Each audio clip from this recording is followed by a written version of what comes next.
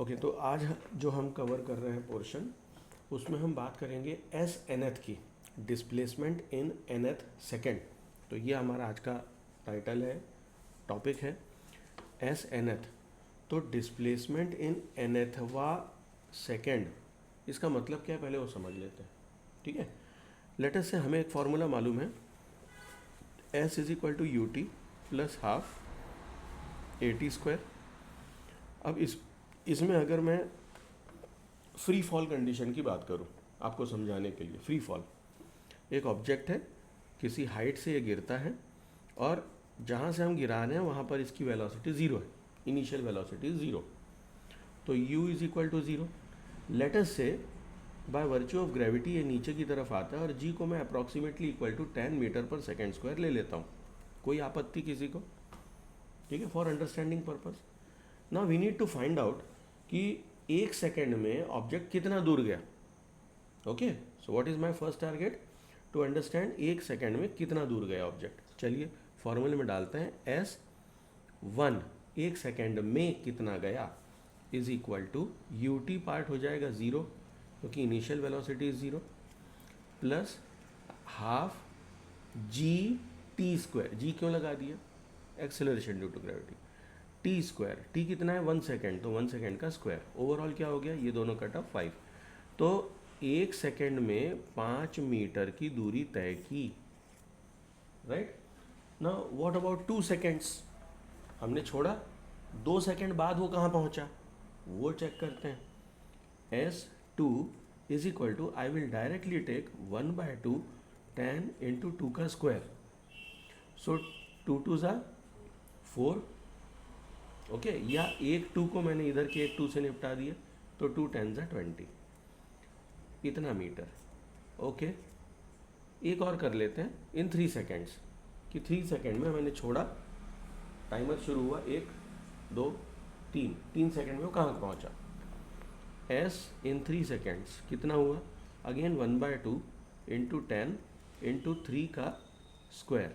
सो 3 3 ज़ा 9, 9 into 10 is 90, 90 divide by 2 is 45 metre. Now just try to understand, एक second में 0 से 5, 2 सेकेंड में 0 से 20, 3 सेकेंड में 0 से 45। ये बात समझ में आई कुछ? इसका मतलब क्या हो रहा है? Displacement in every second is increasing, right? Why? Because velocity is increasing. And why velocity is increasing? Because there is acceleration. सारी बात क्लियर?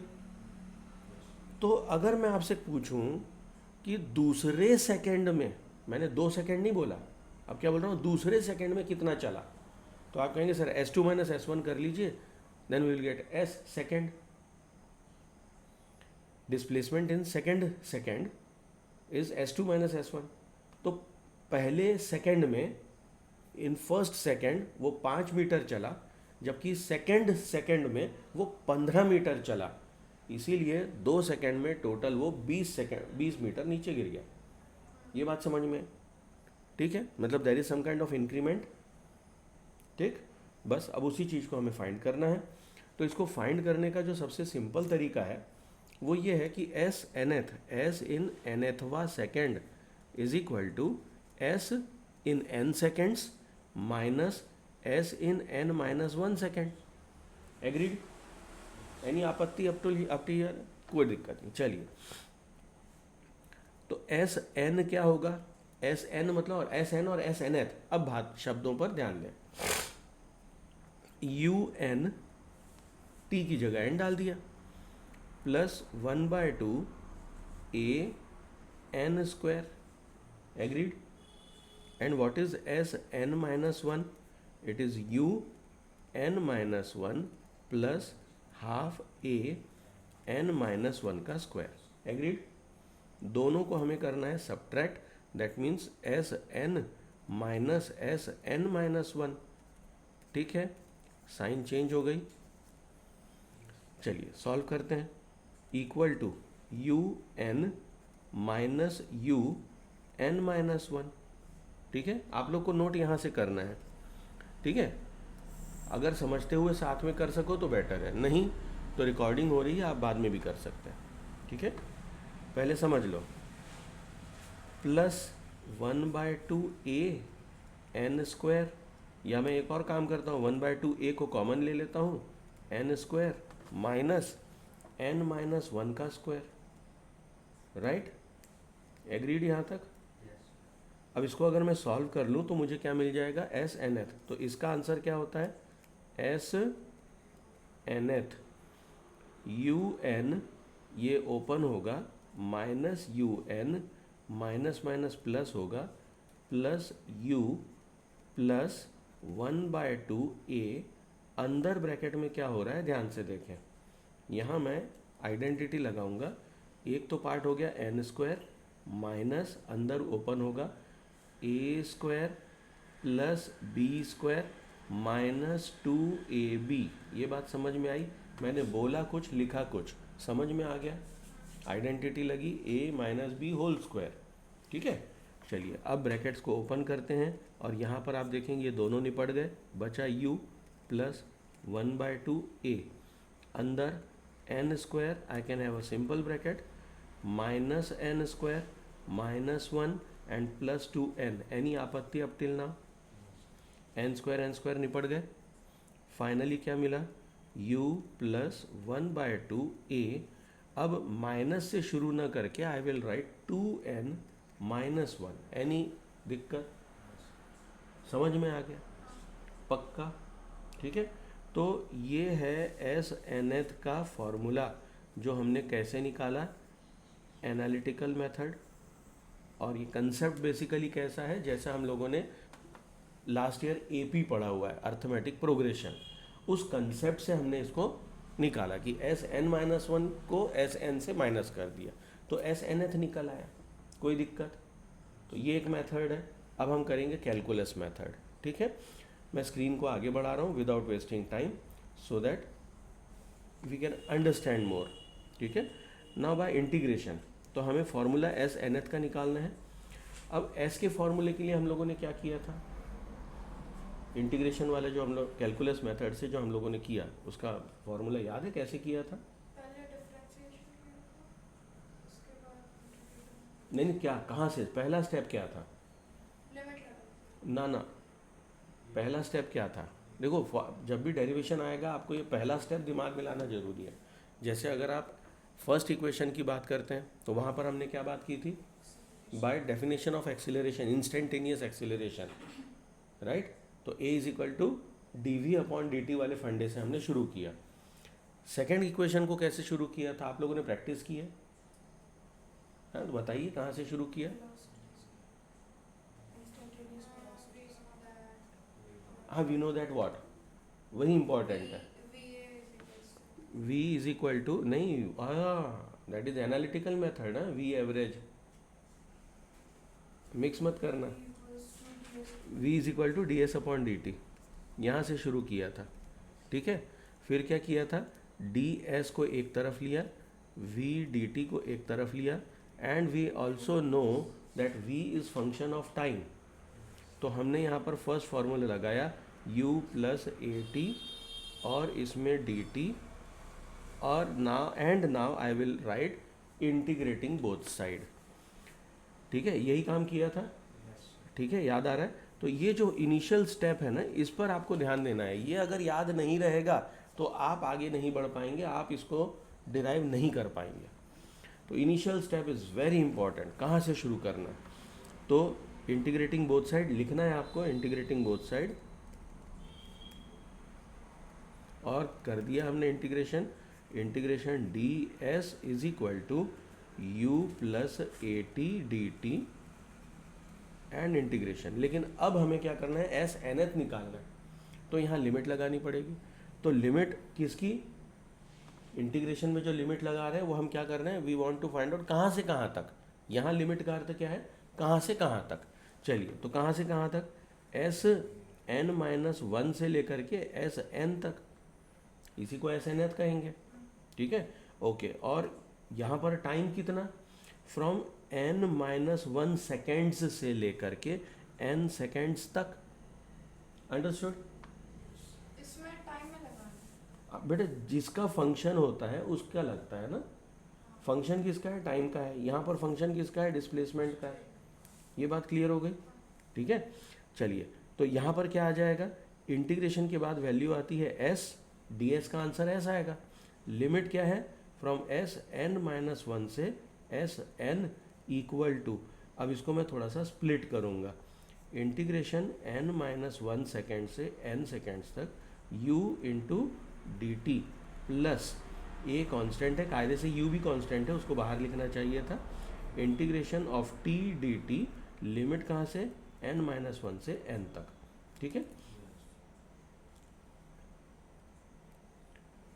ओके, यहाँ आ जाएगा s n minus s n minus one is equal to, u तो constant है और dt का integration t आता है, यहाँ लिमिट लग जाएगी n माइनस वन से n तक प्लस a, और यहाँ पर क्या आ जाएगा, t square by two by with the help of formula, ठीक है। लिमिट क्या है हमारी, n माइनस वन से n तक, ओके। अपन को कैसे पता चलता है कि वो फंक्शन है या इंटीग्रेटिंग?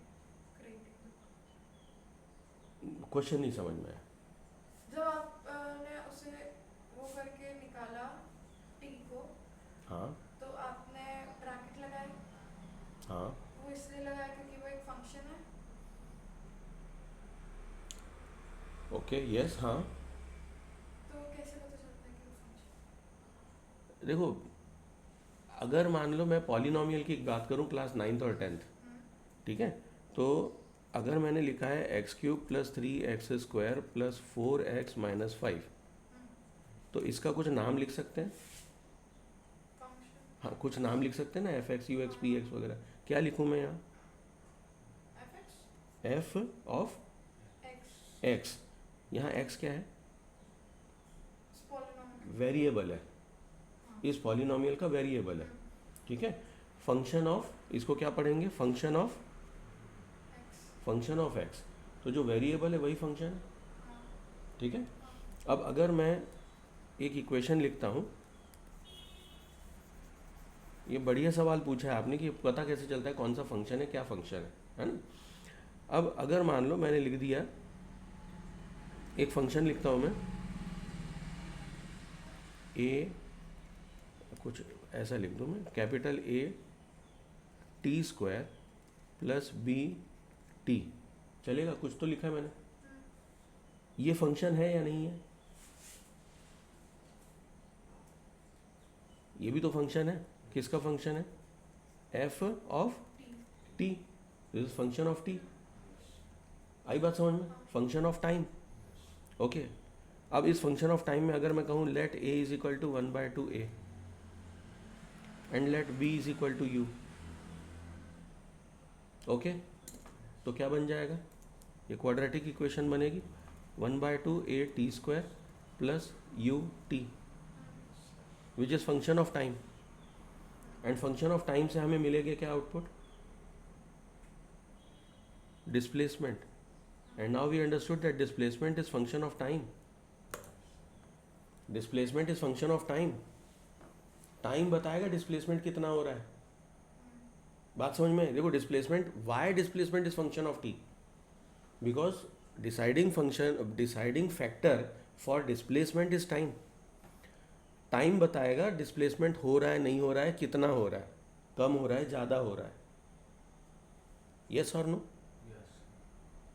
ओके। तो ये अपने आप में क्या है, एक फंक्शन ऑफ टी,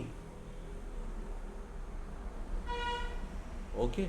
अब फंक्शन ऑफ टी, तो आपका जो इंटीग्रेशन करने के बाद आंसर आया है, किसका आया, integration of t with respect to d t, d t किसके रिस्पेक्ट में होता है, फंक्शन के रिस्पेक्ट में, डी टी क्या है, फंक्शन ना, जैसे वेरिएबल है भाई, अगर मैं d y by d x लिखता है यहाँ पर, तो क्या होता है, यहाँ एक्स है तो इधर डी एक्स होता, फंक्शन ऑफ एक्स, ठीक है। यहाँ क्या है, पॉलिनॉमियल है, इंटीग्रेशन किसका हो रहा है, अगर मैं इसी चीज़ को एक्स के फॉर्म में लिख दूँ, ठीक है, let us say I write s of x, s क्या है, फंक्शन का नाम है, ठीक है, is equal to a x square plus b x,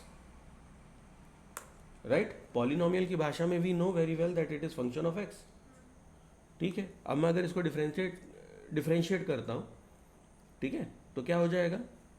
we will gate D, अच्छा डिफरेंशिएशन को लिखने का एक और तरीका, जब फंक्शन में लिखते हैं तो एस डैश लिख देते हैं, एस डैश ऑफ एक्स, ठीक है? डिफरेंशिएशन अगर कर रहे हैं तो उसके लिए हम एक डैश लगा देते हैं, तो उस फंक्शन पे डैश लगा दो, ठीक है? जैसे एफ एक्स है तो एफ डैश एक्स, तो f dash x is nothing but the first derivative, ठीक है? तो यहाँ क्या करना है? Equal to d by d x a x square. क्या एक्स के रिस्पेक्ट में ए डिफरेंशिएट होगा?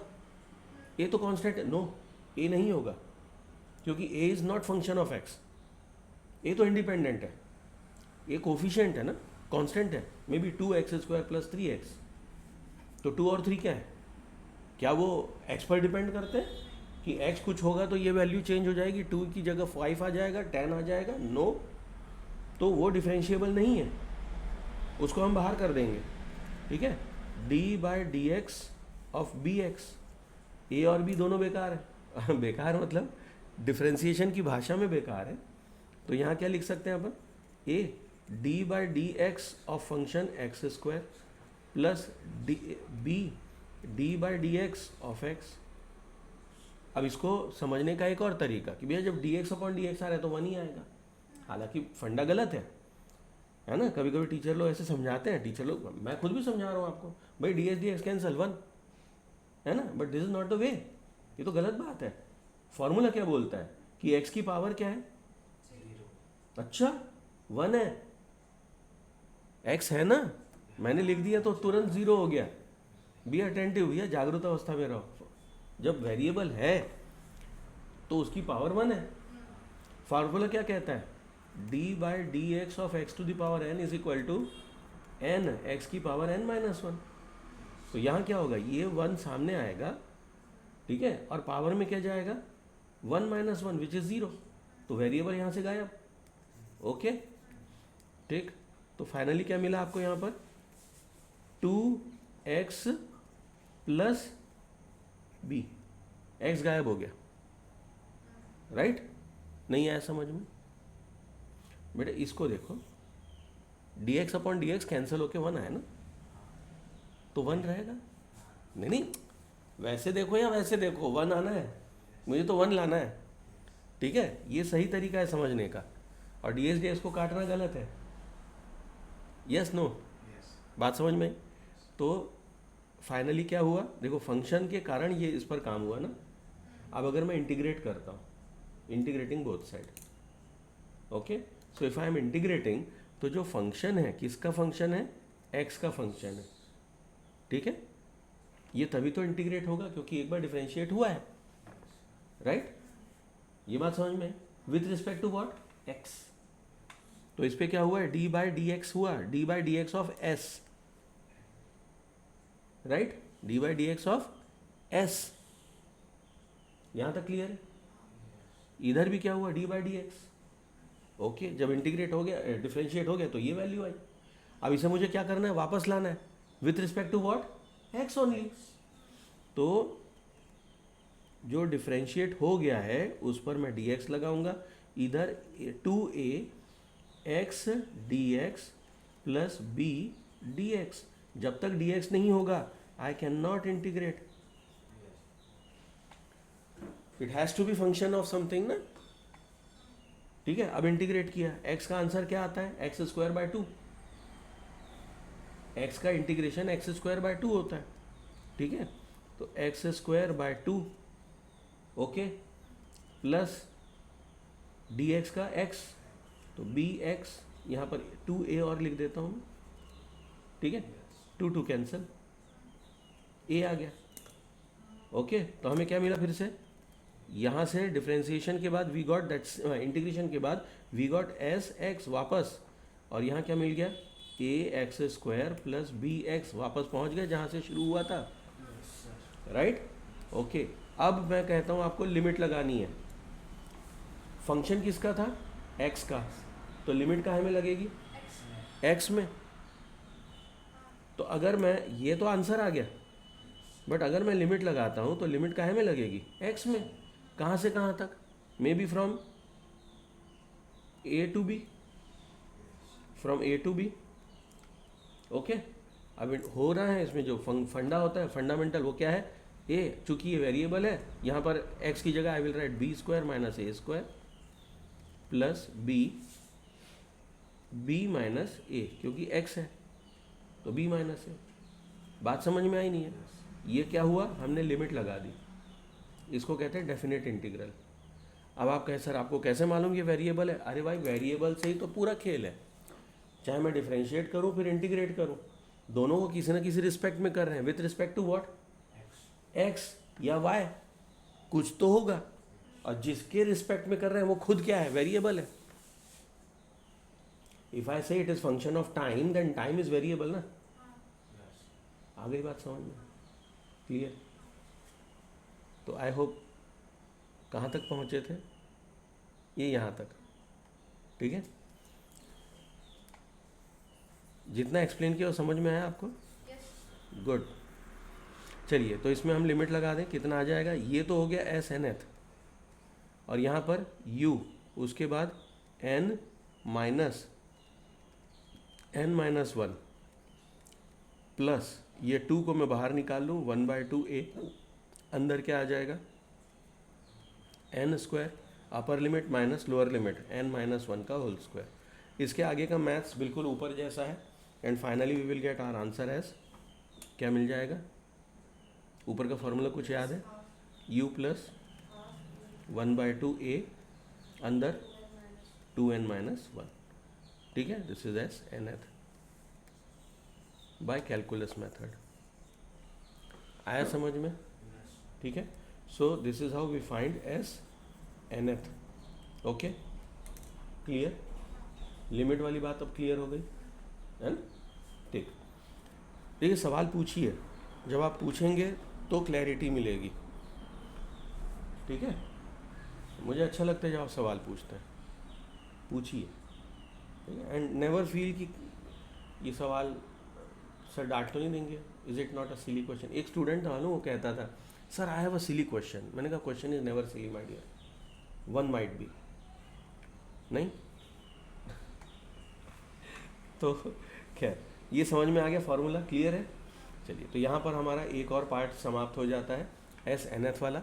अब नेक्स्ट जो टाइटल है that is related to relative motion. Okay, relative motion. Now what exactly is relative motion? Always remember relative and motion. तो motion कैसा हो रहा है, किसी के रिस्पेक्ट में, ठीक है। सो रिलेटिव वेलोसिटी के बारे में हम बात करते हैं, and relative velocity is nothing but v2 minus v1, where v2 is what, हमेशा सेकेंड, और 1 कौन है, फर्स्ट पर्सन, मैं, और मैं कौन हूँ, ऑब्जर्वर, ठीक है। तो यहाँ पर याद रखेंगे v2 is velocity of some other object with respect to observer, with respect to velocity of observer. मतलब आप जिस गाड़ी में बैठे हैं उसकी वेलोसिटी v0 है, और जो सामने वाली गाड़ी है उसकी वेलोसिटी हमेशा v रहेगी। Okay, now in very simple terms, अब क्योंकि अभी तो क्या है, motion in a straight line, तो स्ट्रेट लाइन में relative velocity is also very simple. क्या करेंगे, ये कंसेप्ट बताएगा कि अगर दो गाड़ियाँ एक ही दिशा में जा रही हैं, मैं बैठा हूँ इस गाड़ी में विथ वेलोसिटी v या v0, ठीक है, या vo कह लो, ऑब्जर्वर पार्ट, और एक गाड़ी आपको ओवरटेक करती है विथ सर्टन वेलोसिटी v, ठीक है। तो रिलेटिव वेलोसिटी क्या होगी, relative velocity is equal to v minus v0। अब सोच के देखिए कि अगर मान लीजिए आपकी स्पीड 100 की है, अच्छी स्पीड है, वेरी गुड स्पीड, ठीक है। मैं इसको लिमिट में ले लेता हूँ, नहीं दिक्कत हो जाएगी, है ना। Let us say we are at the speed of 60, है ना, अपन लिमिट क्यों क्रॉस करें, ओके, अपन 60 पे हैं। पीछे से जो गाड़ी आ रही है वो आपको ओवरटेक कब कर सकती है, जब उसकी स्पीड एटलीस्ट 60 से प्लस हो, है ना, 60 प्लस, कितना ले लें, may be 61, may be 61, okay. So if it is with the velocity 61, होगा क्या, relative velocity is 61 minus 60, which is equal to 1 and it's velocity, इसकी वैल्यू आएगी मीटर पर सेकेंड। ठीक है, लेकिन हम जब 60 और 61 की बात कर रहे हैं तो उसमें हमने लिखा है kmph, हमारे दिमाग में क्या था, kmph, किलोमीटर पर आवर। ठीक है, तो ये भी वैल्यू किस में आएगी, kmph। इसका मतलब क्या, इसका मतलब क्या कि आप रिलेटिव वेलोसिटी का मतलब ये है कि you are at the velocity 0, आप रुके हुए हैं। उस स्थिति में जो बाजू वाली गाड़ी है वो 1 घंटे में 1 ही किलोमीटर ट्रेवल करती है, आप रुके हुए हैं। ये बात समझ में आई? तो ओवरटेक बहुत स्लो होगा, ओवरटेक बहुत स्लो होगा, है ना, बिल्कुल धीरे धीरे धीरे धीरे धीरे धीरे धीरे आराम से ऐसे जाएगी, राइट। ये बात समझ में आई? ठीक है, जबकि हमारी स्पीड कितनी है, 60 और 61। ओके, अब सोचो, अगर मान लो ये गाड़ी, हम जा रहे हैं ऐसे, ये केस समझ में आ गई? ठीक है, ओके। अब अगर हम जा रहे हैं इस तरफ विथ वेलोसिटी v0 में भी 60 kmph, सामने से एक गाड़ी आ रही है again with the velocity same, कितनी ले लें, सेम 60 kmph। ओके, kmph बोले तो किलोमीटर पर आवर। अब अगर मैं रिलेटिव वेलोसिटी निकालता हूँ तो relative velocity is equal to, ये हमारी तरफ आ रहा है, राइट, अप्रोचिंग अस। ठीक, इसको मैंने ले लिया अगर पॉजिटिव, तो ये हो गया 60। And what about our velocity, अगर मैंने इसको प्लस में लिया है तो according to vector concept opposite direction को मैं नेगेटिव साइन लूंगा, तो आई विल टेक -60। ठीक है, is equal to 60 minus minus plus 60 is equal to 120। इसका मतलब क्या है, it's relative velocity, it's relative velocity. We will observe as if सामने वाली गाड़ी 120 की स्पीड से आपको क्रॉस कर गई। जब आप ट्रेन से जाते हैं, कभी सफ़र करते हैं, सफ़र किया है ट्रेन से, आपने ये महसूस किया होगा कि जब सामने से कोई गाड़ी आती है तो उसकी स्पीड हमेशा ज़्यादा होती है ना, वो आती एकदम ठक ठक ठक ठक करके निकल जाती, मज़ा आता है, अरे अपन उस गाड़ी में नहीं हो तो बहुत फास्ट है। जबकि हुआ क्या है, उसकी स्पीड में आपकी स्पीड ऐड हो गई है, तब वो आपको दिख रही है 120 की स्पीड। बात समझ में आई नहीं आई? जबकि उसकी स्पीड कितनी है, ओनली 60। बात समझ में आई? ठीक है, आप ऐसे समझ लें कि आपकी गाड़ी चल रही है और एक पेड़ मूव कर रहा है विद द वेलोसिटी 0। ठीक है, एक पेड़ उधर से आ रहा है आगे से विद द वेलोसिटी 0, बनी बात है, पेड़ 0 की वेलोसिटी चलेगा। तो आप जब आगे बढ़ते हैं तो रिलेटिव वेलोसिटी पेड़ की कितनी आएगी, 60। तो आपको लगेगा पेड़ 60 की स्पीड से पीछे भाग रहा है। छोटे बच्चे ही कहते हैं ना, देखो पहाड़ पीछे गया, पेड़ भाग रहे पीछे। पेड़ भागता है क्या, हम भाग रहे होते हैं। It's all about relative velocity. ठीक है, ये एक छोटा सा कंसेप्ट है, v2 माइनस v1, इसको याद रखिएगा। Relative velocity is always v2 minus v1। v2 क्या है यहाँ पर, relative velocity is equal to v2 minus v1। Okay, v2 is second and v1 is the object या observer. Okay, sign convention follow होगा। यहाँ तक सब कुछ क्लियर? ओके, आगे बढ़ा जाए। Next is circular motion. Next topic जो है हमारे कोर्स में, that is circular motion. Class 9th में भी जो मोशन चैप्टर था उसका लास्ट पार्ट था सर्कुलर मोशन।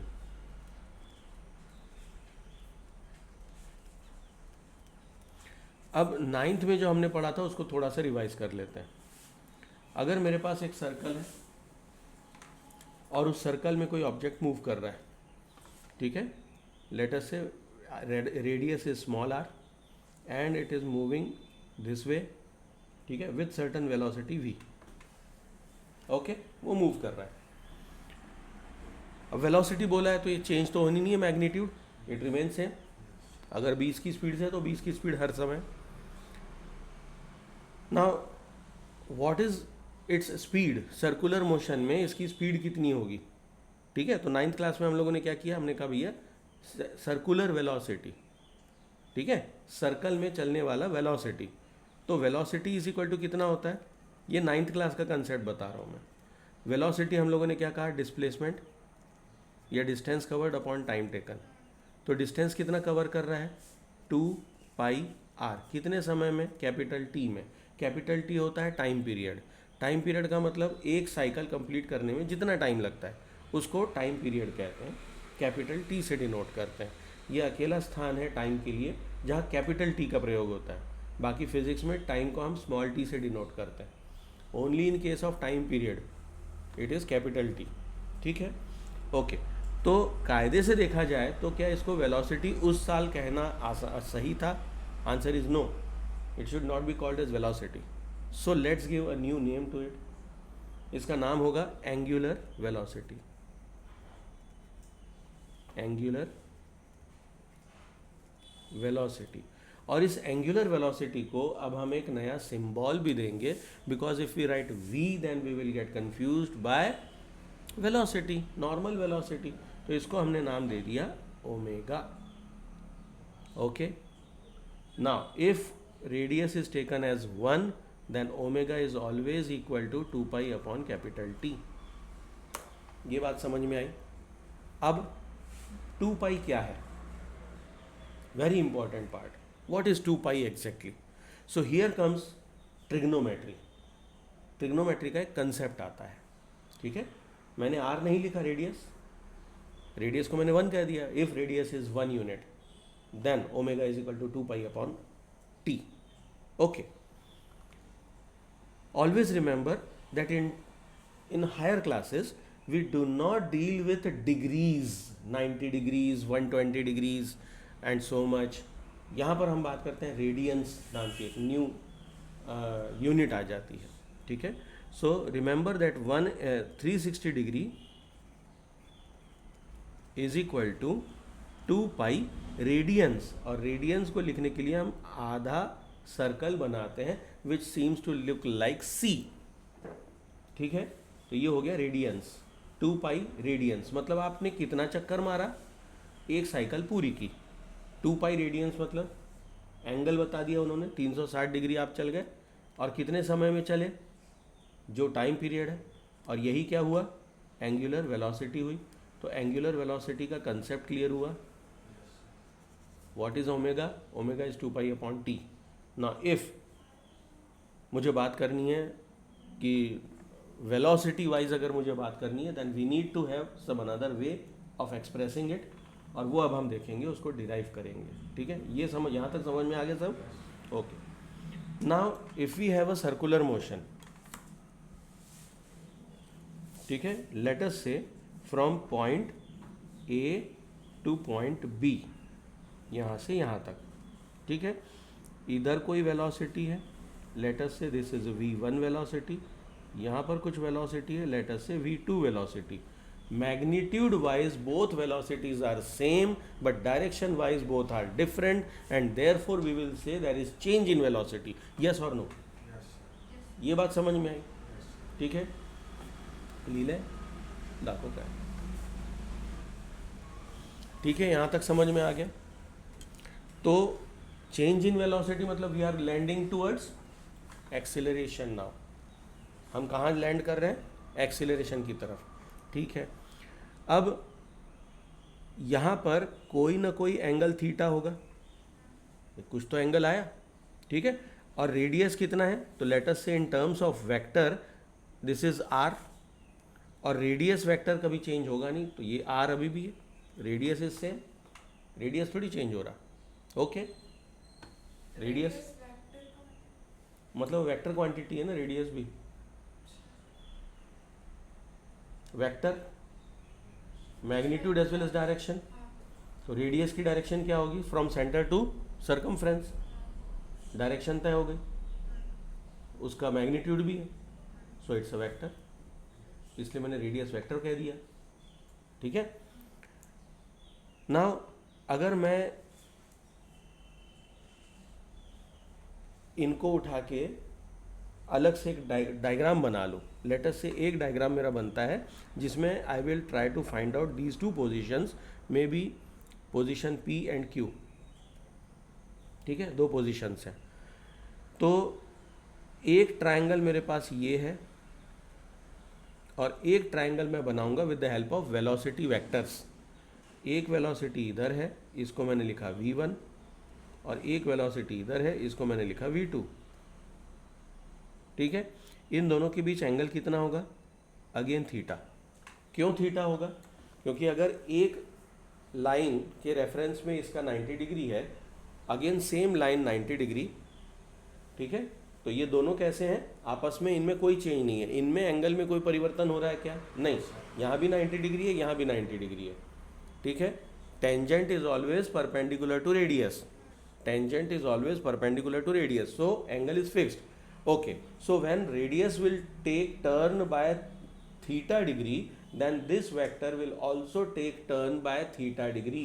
ये भी थीटा डिग्री से ही मूव करेगा। ये बात समझ में आ गई एनालॉजी? बस खत्म हो गई बात। अब हम क्या करेंगे? We will try to find change in both part. यहाँ पर क्या हुआ? We got change in position, that means del s from P to Q। Okay, and what about this? This is change from V2 to V1, change from V2 to V1, इसी को हम कहते हैं del V। okay, so what is del V? del V is V2 minus V1। okay, vector quantity है। And what about, या यहाँ triangle लिख लो, A B may be C। ठीक है, ABC ट्राइंगल। दोनों ट्राइंगल सिमिलर हैं, यस और no?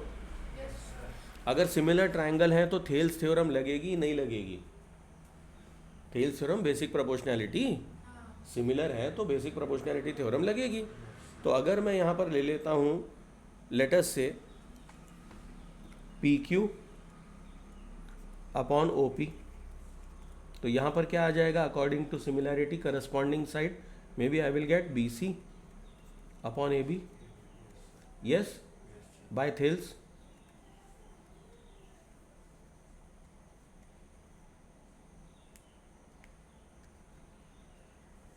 ठीक है, THELS होता है ना, क्या होता है थेल्स की स्पेलिंग? छोड़ो, हटा यार, बाय BPT लिखो ना, जहाँ नहीं समझ में आ रहा है टेंशन खत्म करो। Basic proportionality theorem. ठीक है, अच्छा क्यों लगा भाई? These two triangles are similar, तो as triangle ABC is similar to triangle PQO। ठीक है, तो उस कंसेप्ट से यहाँ पर ये प्रोपोर्शनैलिटी आ गई। PQ क्या है? Change in S upon OP क्या है? R is equal to BC क्या है? Del V। BC क्या है? डेल V अपॉन नीचे क्या आ जाएगा? V, right? वेलोसिटी। ठीक है, magnitude wise there is no change, V आ जाएगा। ओके, ओवरऑल क्या हुआ? अब